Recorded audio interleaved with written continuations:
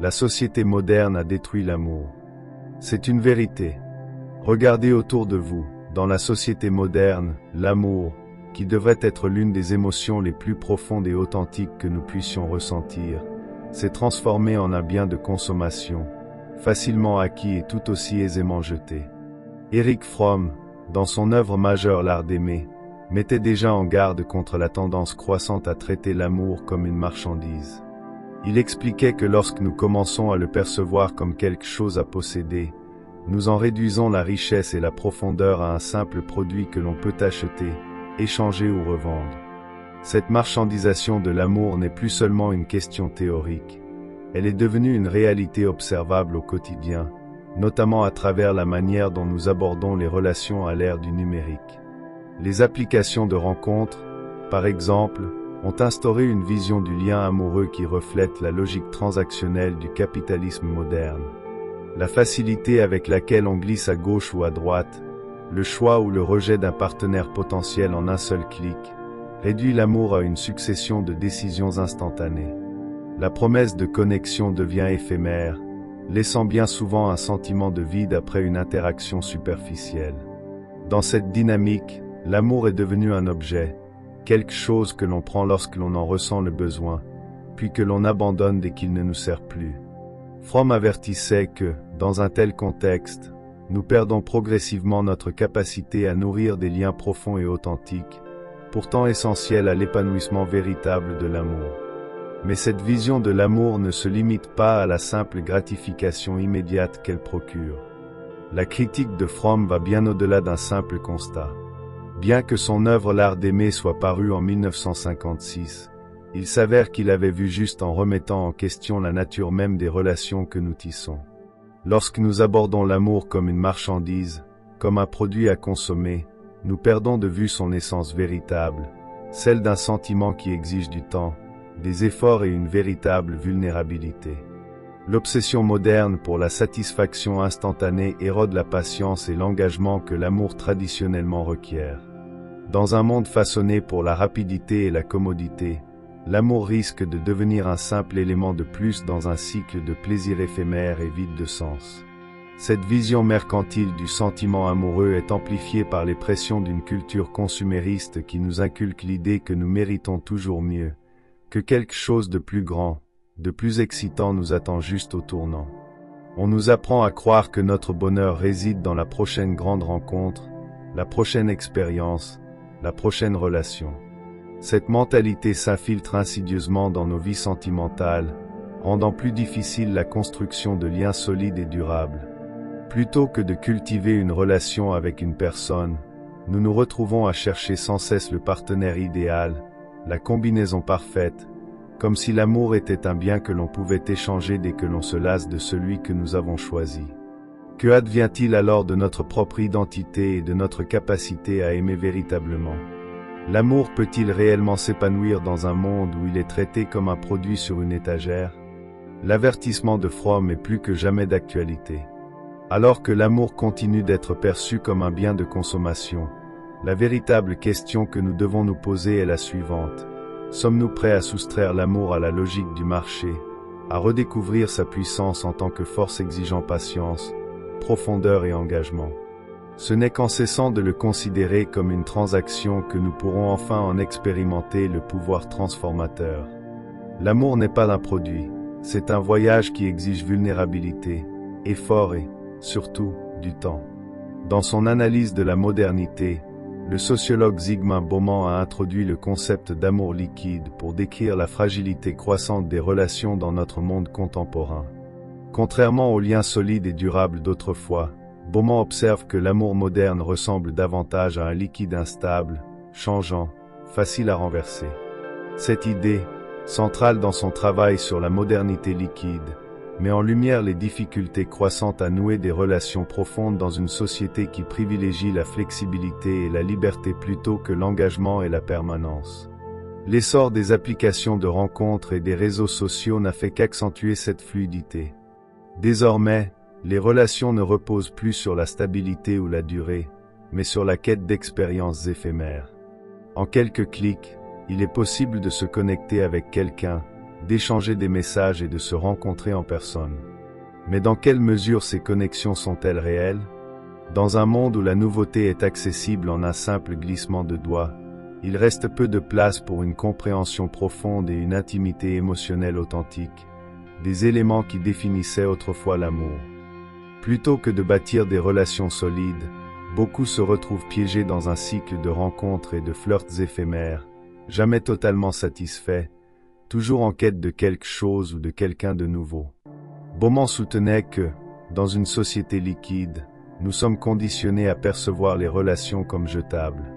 Cette mentalité se reflète dans nos interactions, où l'instantanéité et la gratification immédiate prennent souvent le pas sur la construction de liens émotionnels profonds et durables. Le désir de liberté et la capacité de se soustraire aux engagements à tout moment créent un véritable paradoxe. Plus nous cherchons à préserver notre liberté, moins nous faisons l'expérience d'une intimité authentique. Les outils conçus pour nous rapprocher aux smartphones, réseaux sociaux, applications de rencontres ont paradoxalement rendu plus difficile la véritable compréhension mutuelle. Ils offrent une facilité de connexion indéniable, mais au prix d'un engagement émotionnel non sincère, réduisant les relations à de simples échanges superficiels plutôt qu'à des liens profonds et authentiques. La fragilité de l'amour dans ce monde liquide témoigne aussi d'une peur plus profonde, celle de l'engagement. Beaumont soulignait que, dans une société qui érige l'individualisme et la liberté personnelle en absolu, beaucoup hésitent à nouer des relations durables par crainte de se sentir piégés ou limités. Ce phénomène est exacerbé par l'image idéalisée du partenaire parfait, constamment mise en avant par les applications de rencontres et les médias. Plus nous romantisons l'idée d'un compagnon sans défaut, plus nous avons du mal à accepter la réalité de l'amour, qui est une expérience imparfaite, parfois chaotique. Nous finissons par croire que l'amour devrait être fluide, sans effort, une connexion instantanée qui ne requiert ni travail ni engagement. Mais la vérité est tout autre, l'amour véritable exige vulnérabilité, engagement et croissance. Cette approche liquide des relations nous piège alors dans un cycle paradoxal. À mesure que les relations deviennent plus futiles et facilement accessibles, nous nous sentons de plus en plus seuls. La quête incessante de nouveautés et du partenaire idéal nous empêche d'établir des connexions sincères. Plus nous investissons dans des relations éphémères, plus nous nous éloignons de la véritable essence de l'amour, celle d'un lien profond, réciproque et enrichissant. La théorie de Beaumont nous oblige à affronter une vérité inconfortable. Dans un monde où tout est éphémère, l'amour n'échappe pas toujours à cette règle.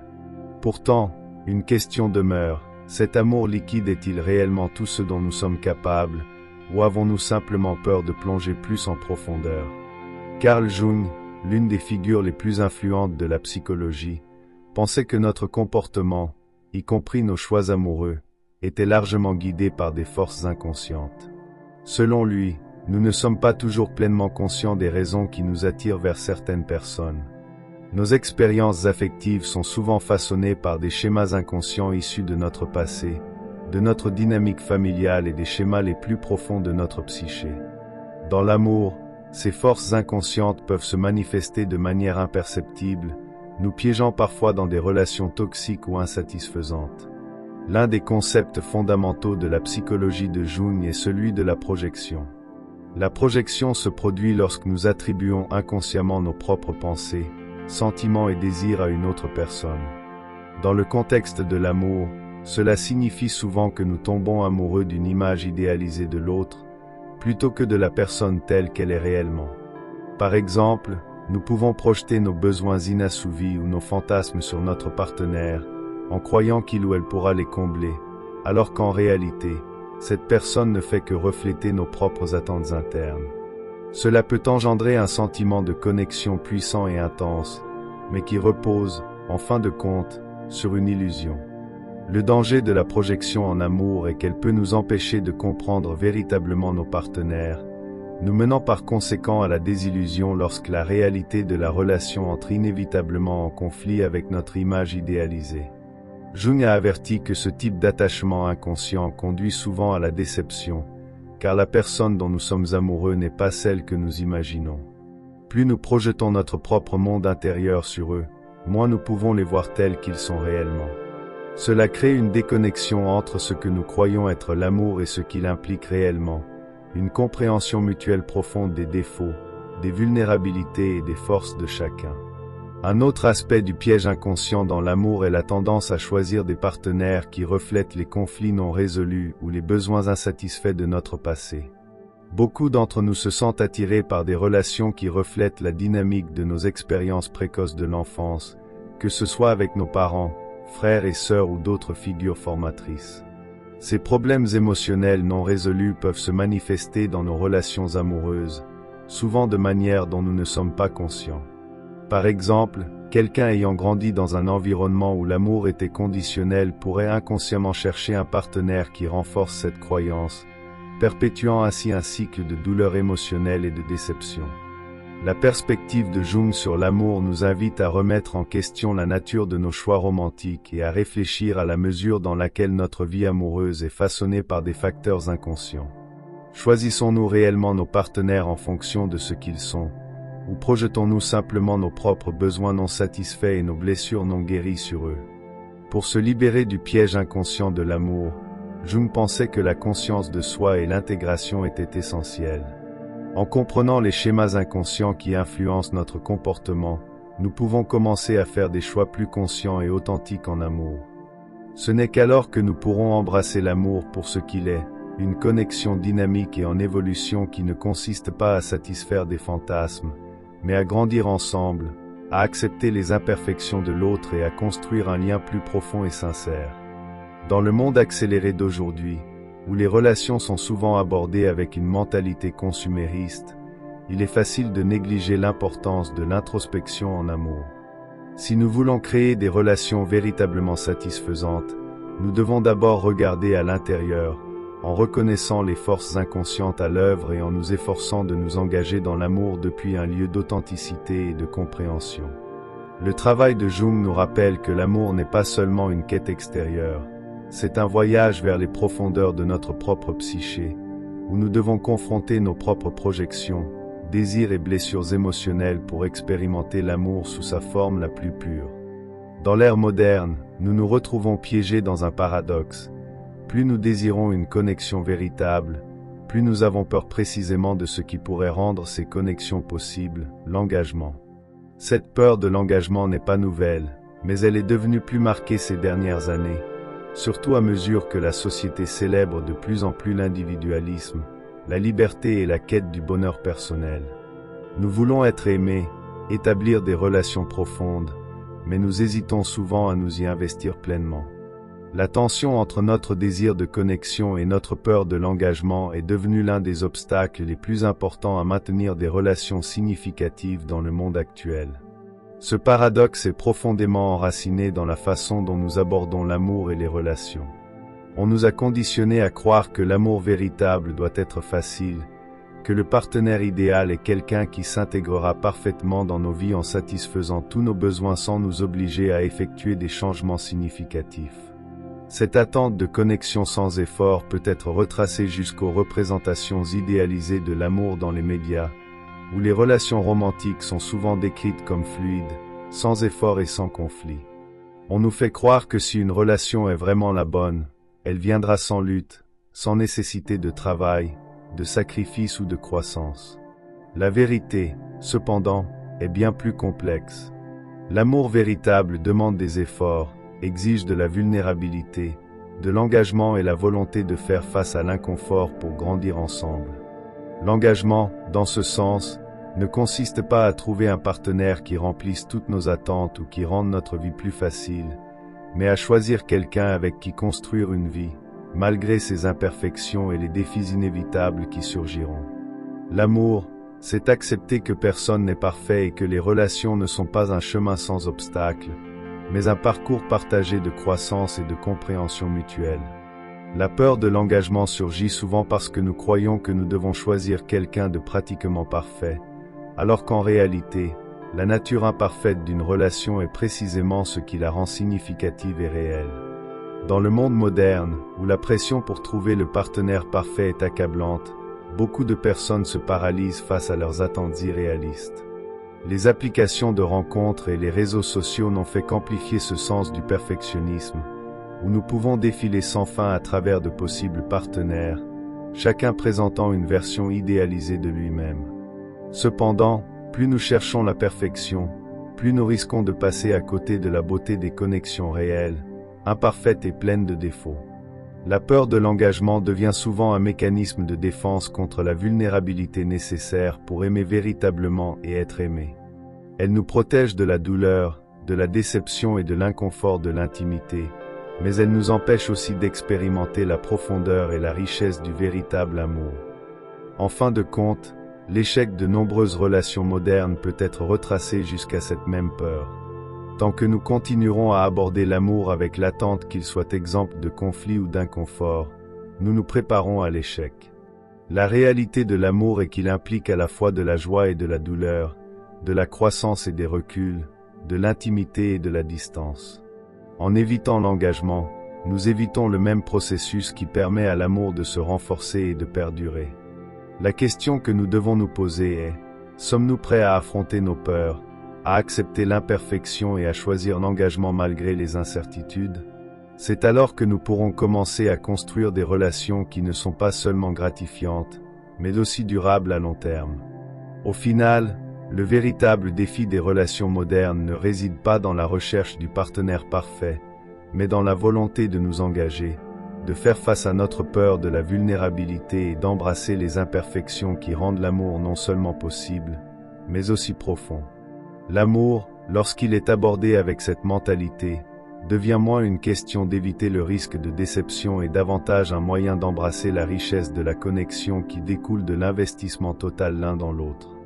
Dans un monde où l'amour semble souvent une expérience éphémère et transactionnelle, la question qui se pose est: comment pouvons-nous naviguer à travers les complexités des relations modernes et cultiver des connexions authentiques, significatives et durables? La réponse, bien que complexe, réside dans la volonté de changer notre perspective sur l'amour et d'adopter des pratiques qui honorent la profondeur, la vulnérabilité et la patience que le véritable amour exige. Il est facile de se décourager face aux défis que présente l'amour moderne, mais en abordant les relations avec intention et conscience de soi, nous pouvons créer des liens qui transcendent le superficiel et résistent à l'épreuve du temps. L'un des pas les plus importants pour cultiver un amour plus profond et authentique est la conscience de soi. Avant de pouvoir véritablement aimer une autre personne, nous devons d'abord nous comprendre nous-mêmes. Carl Jung a souligné l'importance de connaître nos propres schémas inconscients, désirs et blessures émotionnelles, car ces derniers influenceront inévitablement la façon dont nous nous engageons avec les autres. Dans le contexte de l'amour, la conscience de soi nous permet de nous libérer des projections inconscientes qui distordent souvent nos relations. Lorsque nous nous connaissons nous-mêmes en nos peurs, nos insécurités et nos besoins, nous pouvons interagir avec les autres d'une manière fondée sur la réalité plutôt que sur les illusions que nous créons souvent. La patience est une autre qualité essentielle pour naviguer dans l'amour moderne. Dans un monde où la gratification instantanée est la norme, nous sommes souvent conditionnés à attendre des résultats rapides dans tous les aspects de nos vies, y compris les relations. Nous voulons ressentir l'étincelle de l'attraction, l'excitation d'un nouvel amour et l'adrénaline de la connexion immédiatement. Cependant, l'amour véritable nécessite du temps pour se développer. Il implique la volonté d'investir dans le lent et parfois douloureux processus de connaître une personne en profondeur. La véritable intimité ne se construit pas en quelques jours ou semaines, mais en mois et en années, à mesure que nous apprenons à faire confiance, à s'aider et à grandir ensemble. En permettant aux relations de se développer à leur propre rythme, nous nous offrons l'opportunité de bâtir quelque chose de durable plutôt que de nous précipiter pour trouver une satisfaction immédiate. De plus, nous devons apprendre à accepter l'imperfection, tant en nous-mêmes que chez les autres. À l'ère des réseaux sociaux et des rencontres en ligne, il est facile d'idéaliser le concept de l'amour et de chercher un partenaire qui réponde à toutes les attentes de notre liste. Cependant, cette quête de perfection mène souvent à la déception et à la désillusion. L'amour véritable ne requiert pas la perfection. Il nécessite d'être prêt à embrasser les défauts et les vulnérabilités, tant en nous-mêmes que chez nos partenaires. Lorsque nous acceptons que l'amour ne consiste pas à trouver quelqu'un qui satisfait chaque besoin ou attente, mais à construire une relation dans laquelle les deux personnes peuvent grandir et évoluer ensemble, nous créons une base beaucoup plus solide et durable. Au cœur de l'amour authentique réside la volonté d'être vulnérable. L'amour, dans sa forme la plus pure, implique un certain niveau de risque, la volonté de s'ouvrir à l'autre et d'exposer nos peurs, nos désirs et nos insécurités les plus profondes. La vulnérabilité ne signifie pas faiblesse, mais plutôt le courage d'être vu tel que nous sommes vraiment. C'est à travers cette ouverture que se forment des connexions profondes, en créant des espaces où les deux partenaires peuvent être authentiques sans crainte de jugement ou de rejet.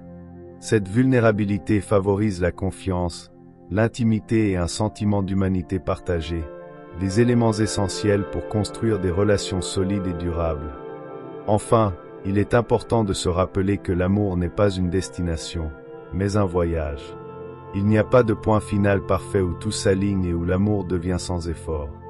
Au contraire, l'amour est un processus continu d'apprentissage, de croissance et d'adaptation ensemble.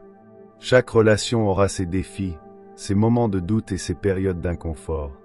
Cependant, c'est à travers ces défis que nous avons l'opportunité d'approfondir notre connexion et de construire un amour véritablement significatif. Le chemin à suivre dans l'amour, donc, ne consiste pas à chercher la perfection ou à éviter les difficultés, mais à embrasser toute la gamme de l'expérience humaine et à s'engager à grandir ensemble face à cela. En fin de compte, ce que nous pouvons faire de plus important dans le monde moderne, c'est d'approcher l'amour avec un cœur ouvert, une volonté de grandir et un profond respect tant pour nous-mêmes que pour nos partenaires.